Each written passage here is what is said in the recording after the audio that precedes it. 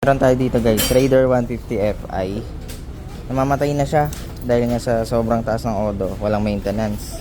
So, na-advise naman natin si customer kung ano yung dahilan. Ito, kulang sa maintenance. And ngayon, syempre, dahil dinala niya rito, natuturuan natin sila, nabibigyan natin sila ng advice kung ano yung mga tama na pagme-maintenance sa motor nila. Kasi minsan, o madalas, mga customer na tinatanong natin is kung na-maintenance ba. Sasagutin yan, oo. Pero ang alam nilang maintenance is change oil lang. So ito, dito, mga pumupuntang customer, nalalaman nila kung paano yung tamang pagme-maintenance. Yung mga tinatawag na PMS, preventive maintenance, mga ganyan. So ito, 37K odo, ipapa-PMS. At the same time kasi lalagyan siya ng bang sensor dahil magpapa-remap. Nakakalkal pipe siya, naka-re-elbow. Yan. So bago natin i-remap, ipapa-recondition muna natin sa mechanic. Kasi mahirap mag-remap lang ng mag-remap pagka hindi kondisyon ng motor. Hahanapan tayo ng resulta. Pero ang resulta kasi nagbabase pa rin yan sa motor. Kung ano yung kaya niyang i-perform after natin mai-remap. Okay? So yan guys, i-PPMS muna. Pakita namin sa inyo yung proseso kung paano ang pag-PPMS namin sa Raider 150 Fi. Okay? Let's go. Ito sa isa sa mga problem din. Ito yung tornilyo niya. Pwede itong maputol. Ayan. Kaya pinapalamig ng husto. Ayan. Status.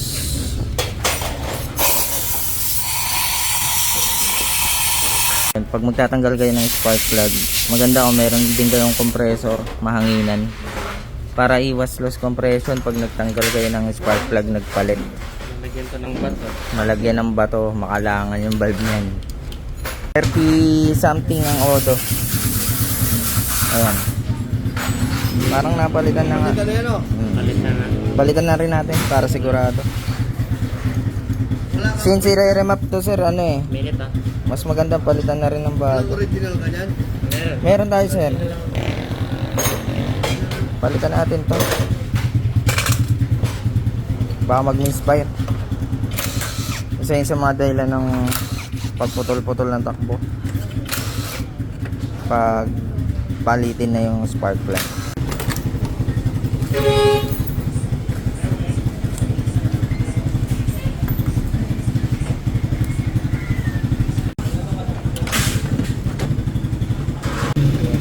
Air filter.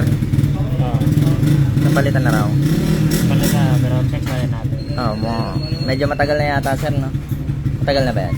Okay lang yan sir. Malinis pa. Pero Dito pa ako nagpapalit to. palitan na lang daw to. Kasi pasok naman sa budget ni sir. And then mukha lang malinis yan sa ibabaw. Yung mga peke nito guys, hindi dumudumi. Kasi hindi na sasala. Parang karburador. Diba ang karburador sa katagalan dumudumi rin. Ganun din yung throttle body.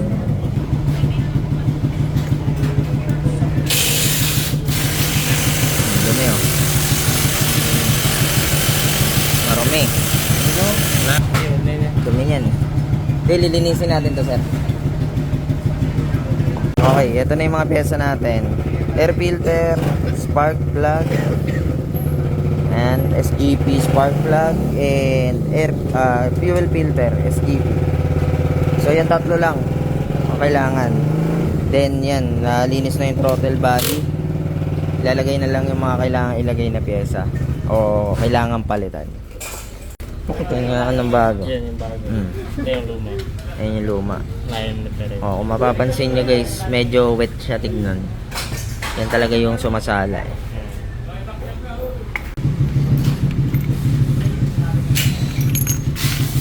Fuel filter. Dito? Ngayon pa lang din.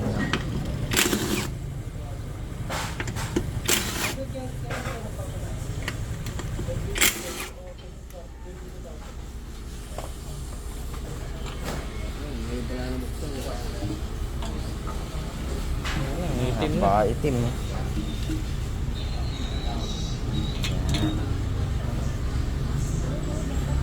Diba?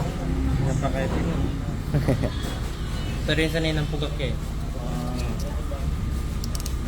Ngayon lang yan, ano yan? Buksan. Oh, ito may tsura ng bago. Puti. Ang layo eh, no?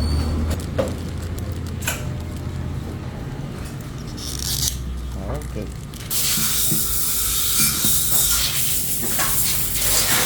So yan, ganun lang kasimple yung PMS natin guys. So 30 plus na yung odo na ito. Dapat nga major PMS na. Isasama na dapat tong clutch side. Pero since gusto niya talagang ipa-remap and pinagkakasya lang natin yung budget. Yung budget niya isakto lang din pang PMS. Yun na lang muna. Para ma-remap niya lang at mawala yung pugak na problema niya. So yun. All good na to. Tapos sasalang natin sa dyno. Lalagyan muna ng bang sensor. Dito na tayo sa tornilyo. Mapuputol. Wala tayong choice kung mapuputol yan. Advice mo na agad si sir.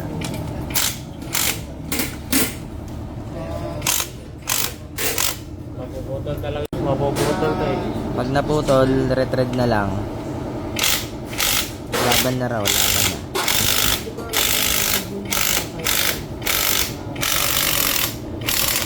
Ano pa? Uy, nakatagos yung isa. Yung isa kaya.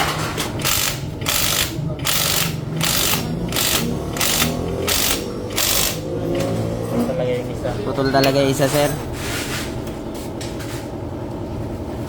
Laging yun dito yung maano eh, no? Mapuputol. Yung dito sa side ng, ano, kanan. So, isa lang naman yung ire-retread natin na putol. Si Jangjang na bahala dyan. Na guys, all good na. Diba? So, naka-stud bolt na to para nut na lang. And stainless to parehas. Yan. Tapos yung elbow niya ay nilalagyan na lang ng bang. Then after na ito, sasalang na natin sa dyno.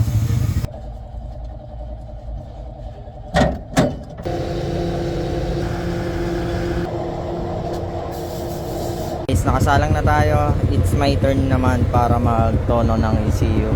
Kuha na ko muna to ng baseline, then tuning. Pakita sa inyo muna kung ano yung horsepower ng di pa nare-remap. Okay, we got 17.6 horsepower and 13.3 Newton meter of torque.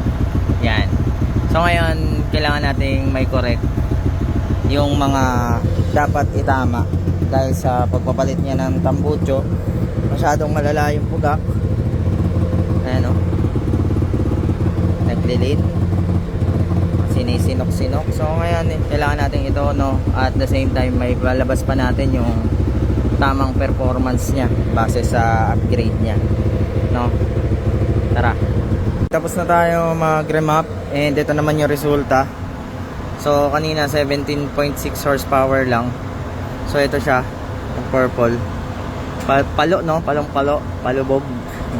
Ito naman yung na-remap na natin, 19.4 consistent. Yan yung horsepower from 17.6. Ito naman siya kung titignan natin sa graph. Okay, laki ng inangat. Tapos dito naman sa torque, 13.3 to 14.4, consistent din po. Ayan, ito yung di pa nare-remap. Ito naman yung na-remap na sa torque.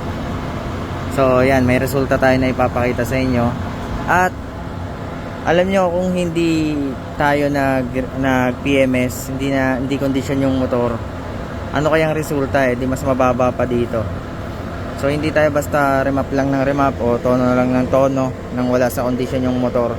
Importante na nasa tamang condition yung motor. Unahin natin muna yung maintenance ng motor natin bago natin unahin tong mga to, yung mga pag-upgrade.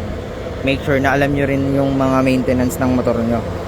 So yan, kaya tayo nagbibigay ng tips and ideas ng mga ganito para rin alam nyo kung paano yung tamang maintenance sa mga motor nyo. Gaya na ito ni sir, wala siyang idea, and ang kagandahan ngayon is nabigyan natin siya ng mga tutorial or ideas kung ano yung mga dapat niyang gawin sa mga maintenance ng motor niya. So kung di naman kaya mag DIY, pwede nyo dalhin dito. Okay, so yun lang, ito yung resulta natin ng PMS and remap. So yan, laki ng improvement, wala na rin mga delay and pugak dito. So yun, salamat sa panonood, follow for more. Let's go.